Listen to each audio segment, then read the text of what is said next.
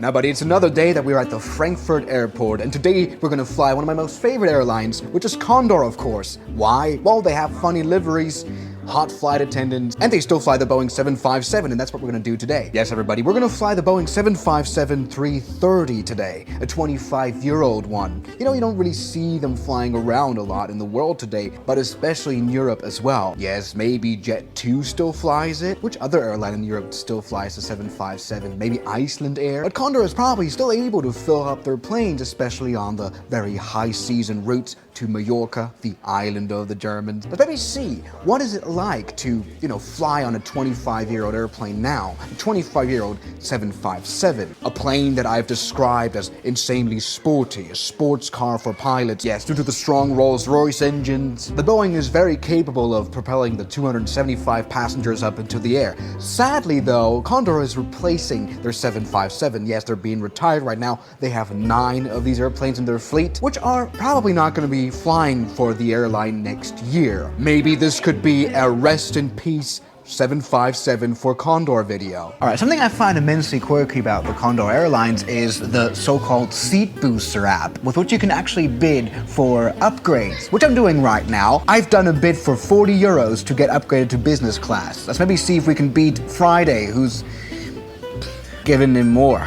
Yes, there we go. Now we're at 45 euros. This is perfect. Yeah, only few airlines do this. I mean, okay, Lufthansa, for example, has this bidding thing as well, but it's not like live. This is like eBay. This is like sitting in like an auction house for a business class. That's quite fun. So there you go, like an hour before departure, the actual bidding ends, and so we've got 2 minutes to go. Let's maybe see if I do win this bid. I mean, some other airlines that do this apparently is Avianca or TAP Portugal or Latam Airlines, and I think this is immensely fun, and it's a great way for airlines to monetize their upgrade system, But that, I guess, means for the occasional passenger that you won't get free upgrades anymore, right? Because they want to sell out all those seats. That's how they make money. Come on, 10 seconds remaining, and I guess after that 10 seconds we go into like a final round against Friday, who's bidding against us. I kind of almost have the feeling that the Friday is actually a bot. There you go, we're in a final round, 45 euros. I don't know if it's gonna be worth it. All right, 1 minute to go. Apparently the business class on Condor to Palma de Mallorca, a 2-hour flight, is not the most popular. No one else is there to bid with me. It's not fun. Oh, this is interesting. This gives me adrenaline. I think they should add like a gambling function too. You can gamble. All right, if Friday is gonna come in at like 3 seconds before, I'm gonna be pissed. And yes, everybody, there you go. The auction results are loading. Come on. All right, so I got an error message here. Unfortunately, there was not enough availability when this auction ended. So it's all been useless. All right, back to economy class, I guess. Now on that disappointment, it's time to start boarding process, which means that we're getting on a bus, which always lacks aura, but that at least means that we can do some plane spotting. Take a look at this A320. Yeah, no, just kidding. It's of course an A319 or this A340-300. It's funny because, the engines could be on, but we couldn't be able to tell. And after traversing nearly half the continent of Europe, we reach our airplane, which actually still has the old Condor livery.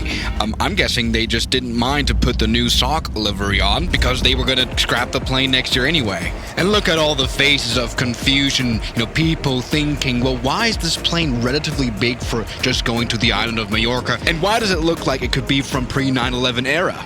Because it is. It could have pursued it. Now, let's not treat this plane like a dinosaur. It's not that uncommon to see a plane old like this. Lufthansa flies A320s that are this old all the time. But yes, you can definitely see the age, although this still is a very beautiful, magnificent plane. In fact, I would rather say this plane aged like fine wine. Take a look at the vintage screen right here in the aisle. A perfect opportunity to play a mildly creepy in-flight safety video. That's very convenient, especially for the flight attendant. Perform the safety instructions themselves on every flight. And so now it's time to start taxiing. Now, it's obviously a very hot summer day and everyone's sweating on the plane, maybe on more modern Airbuses, for example, that Condor also flies. You'd have more sophisticated air conditioning system. I'm not sure, but all is fine. We are now taxiing to the runway 18 of Frankfurt Airport to do our departure.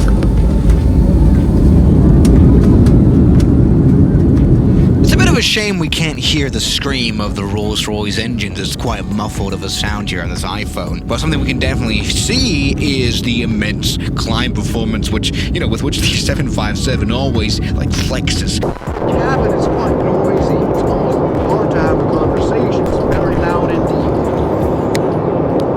Maybe now you can hear me better. Another thing about flying 757 is that, of course, it won't have, you know, SATCOM, so Wi-Fi. As most of the Condor fleet does have Wi-Fi, this plane does not. It does have some sort of like a Condor flight stream entertainment, which is like a pseudo kind of Wi-Fi. You have a world map and you can stream some German television.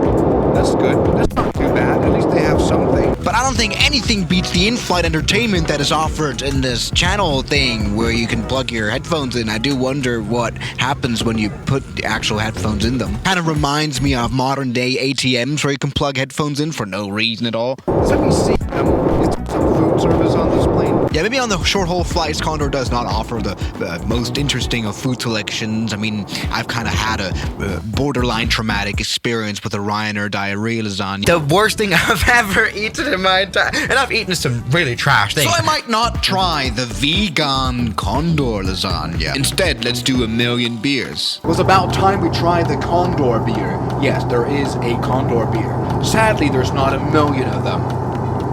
So I was very much disappointed. Anyway, this right here is the bathroom review, the mandatory bathroom. It looks like a very boring bathroom. Nothing special going on.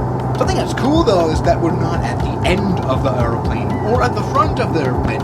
We're in the middle of it. Yes, that's kind of nice. But soon this flight is coming to an end. Here's already the island of Mallorca. We're coming in for landing soon. So you can see the spoilers coming out. So we are coming in for an approach.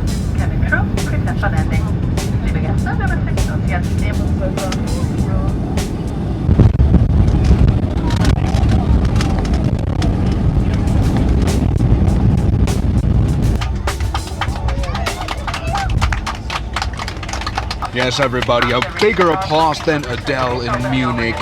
We've just landed here with the 757. It's interesting how everything is noisier in this airplane. It obviously isn't as refined as your modern A321neo that's made out of fucking plastic. Anyway, what a nice landing. And, well, this is definitely a plane that plane lovers do like. Although people who are afraid of flying might be a little intimidated by all the sounds this airplane can make.